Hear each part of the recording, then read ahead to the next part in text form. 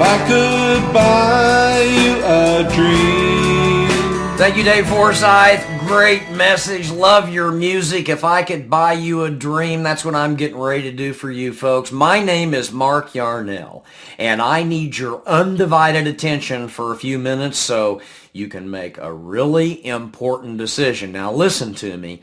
I mean really, really important, as in more important than your little text message toy or your cell phone. Please turn those off even if you're waiting for a kidney transplant. This is more important.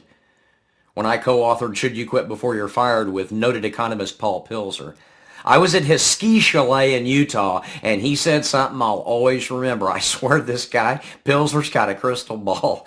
He said, and this was years ago, he said, you know, Yarnell, eventually the biggest gap in the United States will occur between those who can change the way they think and those who can't.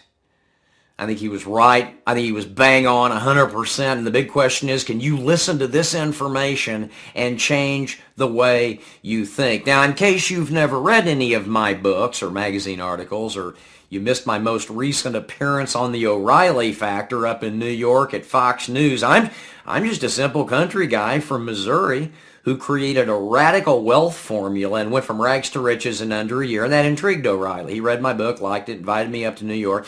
Now, I'm not talking about chump change like $1 million. If I wrote you a check for $1 million today, it wouldn't mean squat. We just had a guy up here in our town win $1 million lottery and go broke in under two. Well, he didn't go broke in under 2 months, but he quit his job in November, and he had to beg to get it back in January. Here's what happened according to our newspaper. The guy paid his $400,000 in taxes. He bought a Chevy truck, not a big one, a nice one, and he put $100,000 down on a modest home, and the rest, like a prudent man, he put in a safe money market account. But there was a problem. The after-tax income on his remaining $500,000 wasn't enough to make his house payment. We're not talking about a huge home here, just 2,500 square feet. But after winning $1 million lotto, the guy was in the hole $1,800 a month, and he was back working at the mill in 62 days. So here's my advice to you, friend. Don't quit your day job even if you win the lotto. Better yet, learn how to create at least $20,000 a month in principal-less interest, or get ready for food stamps. A few $1 million today and you can still be living below the poverty level even if you invest it carefully. I'm talking if you invest it carefully. What you need is principal-less interest. Now, I make no apologies for any of the facts you'll hear. The stuff I'm going to share with you, this information, these facts can't be refuted. And they really bother a lot of people. I already know that. Before recording this, I ran this stuff by several intelligent adults, and they all found at least one thing that really bugged them. The fact that this information seriously disturbed quality people whom I love and respect was a clear indication to me that the truth has to be told, and by golly, it just shouldn't be watered down. Whoever sent you to this information knows exactly how I made the big money. So if this stuff makes sense to you, get back to that person real quick. Because here's what's up. If you don't create a very significant monthly cash flow over the next 36 months, you will statistically, in all likelihood, join the same nightmare as our good friends in Detroit. Very few years ago, 1.2 million people in Detroit were gainfully employed with full blast, full-blown pensions and health insurance, all thanks to the auto industry. 1.2 million people tra-la-laing their way to work with great health insurance. Today, 1.2 million people in Detroit are on food stamps. Now, I read 5 books a week, and that doesn't make me smarter than anybody. It just means I'm more well-read usually. And I count among my friends some of the most respected men and women in every sector: business, science, technology, academia, and government. And they're all saying the same thing. Listen carefully. By 2020, 10% of us will be safe because of leveraged distribution incomes that are tied to a proprietary funding vehicle, and the other 90% will be in the lower income category. I'm sorry, they'll be poor. I'm sorry to be the one to break the news to you. But those who think they can avoid this coming economic tsunami are delusional. And the poor folks who think they can roll the dice in real estate or Wall Street or day trading are grossly mistaken. You're all out of time, cowpokes. And don't think that this is overly complicated. The individual that you call back will explain why you need never gamble your monthly cash flow in anything as volatile as Wall Street or real estate. Forget those bubbles. You need to tie your wealth to the distribution of unique products or services. You know what? A lot of people don't know this, but it's a fact. Right after 9/11, there were just as many millionaires created in the United States as right before 9/11 in the same time span. But believe me, they didn't do it through traditional investment strategies. What you want and need is passive residual income. Now, if I had the time to tell you the whole truth about everything that's coming, you would lose sleep for a week. 95% of all Americans don't even read one book a year, and 5% only do read one. Now, I shared these irrefutable facts that I'm getting ready to share with you with a group of large doctors recently in Dallas. I was delivering a keynote speech, and you could hear the groans from the audience. You could hear the audible groans. These poor men and women were so shell-shocked by my statements. They looked like they'd just been hit in the head with a bunch of baseball bats. I felt so much despair and pain coming from those professionals that I decided to leave other facts out so nobody would get too depressed. They were shook. But see, nobody reads books and nobody learns any real facts from a corporate-controlled media that's nothing more than Newsack infotainment. I suppose it's important who knocked up Anna Nicole Smith, but 12 days of CNN coverage? Sorry, folks, what's up with that? Now, I was born and raised a patriotic, loyal American, and I'll go to my grave believing that being a North American capitalist is a gift and a blessing. In fact, I've lived in the United States and Canada and Mexico, and I absolutely love all three. I love North America. And if I had the power to do so, I could easily balance the budget right now, but I don't have that power. I mean, if I had the power to do so, I could easily end government pork and waste by redefining lobbying for what it is, bribery, and sending all the lobbyists home. But heck, I don't have that power. And McCain can't get it done, and he's a United States Senator, so I can't do that. I don't have, and you don't either, have the power to do those things. We don't have the power to change America's destiny. Without those powers, and here's what you need to hear. At age 57, I started asking myself, well, what do I do? I mean, should I just go to the beach with my big pile of money and run out the clock, or should I do everything in my power to keep everybody who will listen out of soup lines? And I thought about it, and I decided to keep you out of the soup line. Because you know what? The only thing I have the power to do is show everyone interested where we're headed and what can be done about it. Now, I've proven for 22 years straight that I can help anybody who will listen learn to create dramatic monthly cash flow in a year or less. That's the best I can do, and I have the power to do that. So just listen, especially if nobody has yet told you about the emergency retirement plan available. If you like what you hear, get back to the person who gave you this info. They know exactly what we're up to. They know how to do it, and they're probably already a member of our Holy Grail team. I've interviewed... Now, this is just scary to me, but I've interviewed honor students from several American high schools who literally have solutions to our biggest problems. I'm frequently asked to speak at graduations, and it's always an honor, both high school and college. I've talked to young people who have the solutions, but who's going to listen to high school seniors? And there are a bunch of bright adults who could easily change North America's course in a year or two with just a little common sense and sacrifice. But you know what? And I know some of them, but you know what? You couldn't force those people to get into a field as stupid as politics. Who wants to move to D.C. and be a professional fundraiser? Who wants to sit in meetings all day with pharmaceutical and firearms lobbyists? No thanks. There are a lot of adult report card subjects, a lot of ways to get adult report cards. Think about it.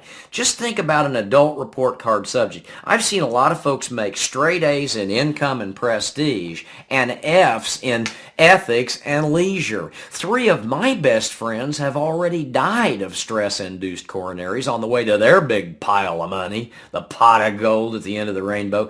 No amount of income could persuade me to trade my trout streams and paraglide mountains in BC for limos and country clubs in DC. I've got my principalist interest, and if you'll pay attention, you can do the same thing in a year less. Now, let me just stop right here and say something. I didn't even plan this. I want to inject this. You know in your heart of hearts that something's wrong. We all know it. We all feel it, but most folks just aren't sure what.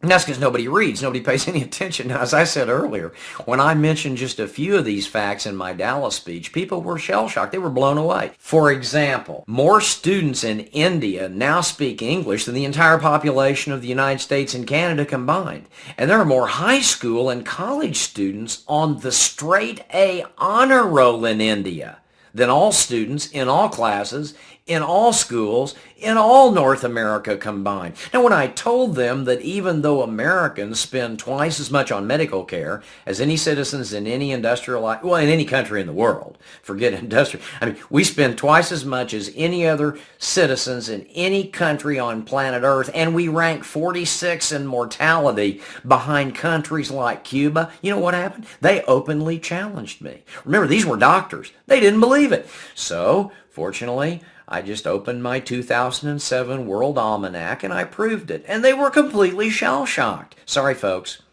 But Cubans with no decent pharmaceutical industry, no good health care, no clean water, live quite a bit longer than you do. Now, I'm not going to take the time to go into any more wild facts, but I do suggest that you pick up a book by Michael Legault called Think. Think! And another one called Armed Madhouse by Greg Palast.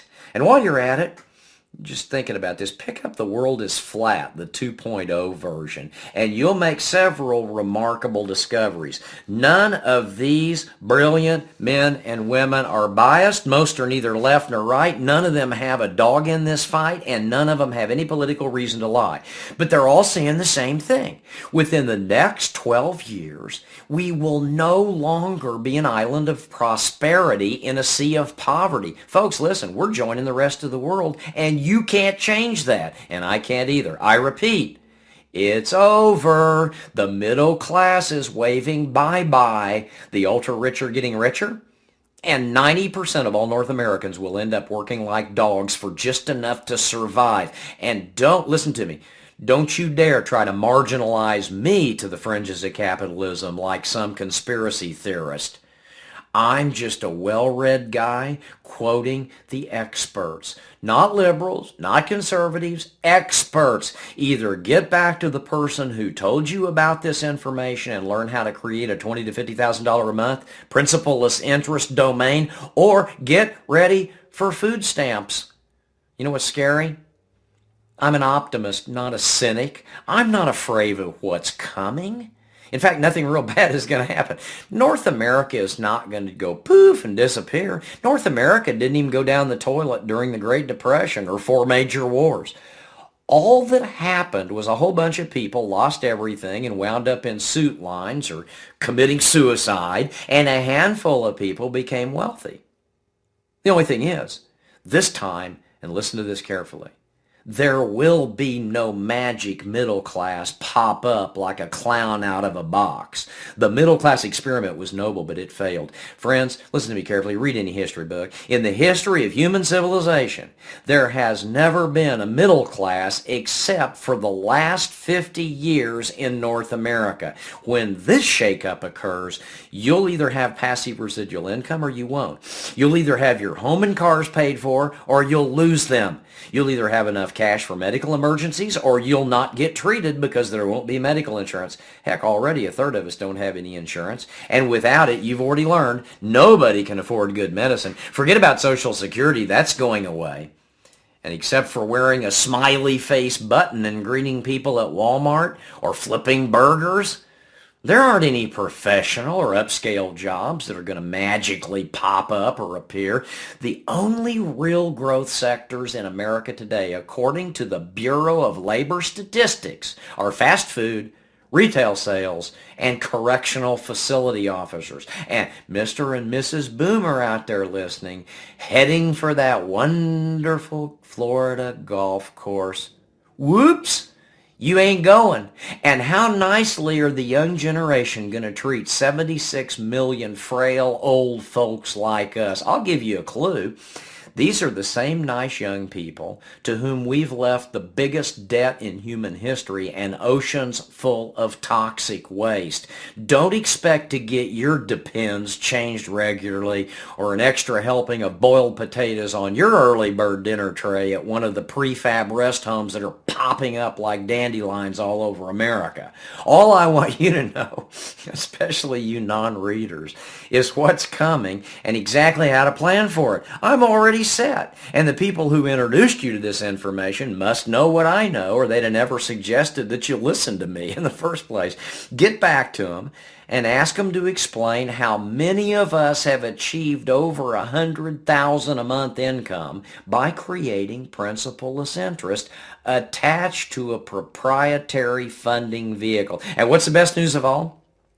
To set up your emergency leverage distribution income account, you'll need no big investment, no farmer experience, no credentials, no degree, but you are going to have to bust it. You know, this isn't some goofball get-rich-quick pyramid scam, and don't kid yourself. It takes effort to get to this kind of money. It's just you can do it fast. And don't expect the big corporate types to share my opinion. An unstable, literally, and this just, when I read this, it drove me nuts because it was a leading economist that wrote it. An unstable workforce is great for big business. You heard the rich get richer?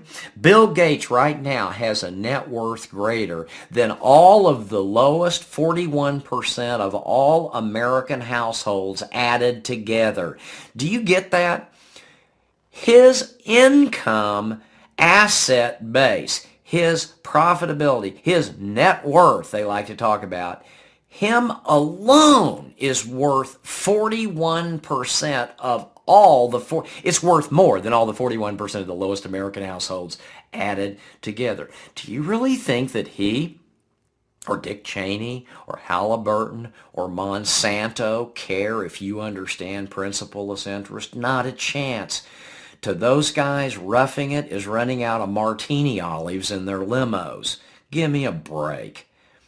You know what I'm betting? I'm betting you don't have any idea how to earn $50,000 or $100,000 a month. I'm betting you're skeptical, or you would be.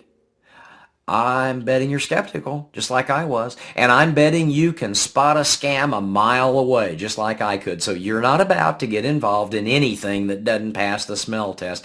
And I bet by now you know I'm shooting you straight from the hip. I don't have a dog in this fight. You'll never hear from me. I won't even capture your name and number. I don't care. It's up to you. Just get back to the person who gave you this information.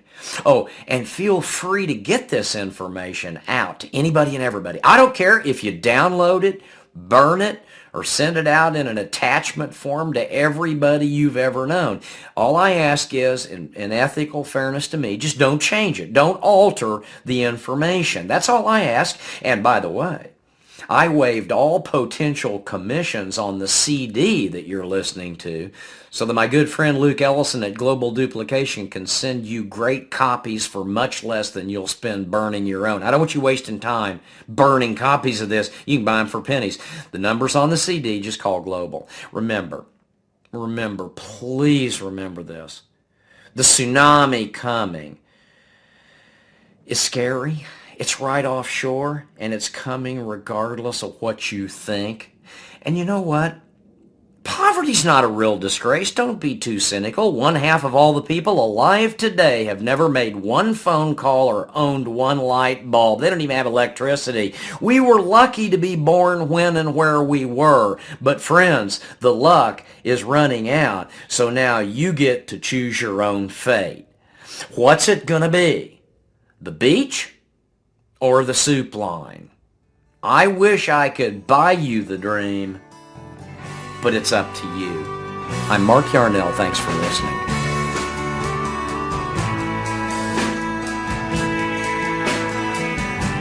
If I could buy